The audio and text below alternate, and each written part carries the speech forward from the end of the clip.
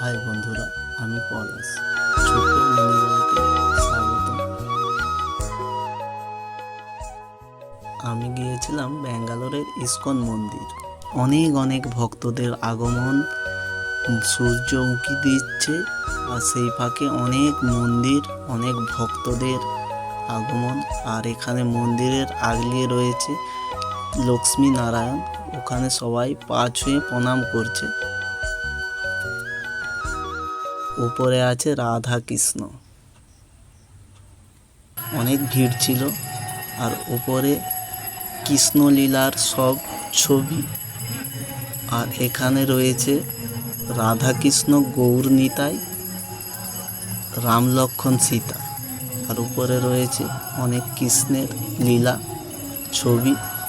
আর বেশিক্ষণ থাকতে দিচ্ছিল না, তাই এখানেই শেষ করছি। পরের ব্লগ দেখতে থাকুন আর সাবস্ক্রাইব করে দিন।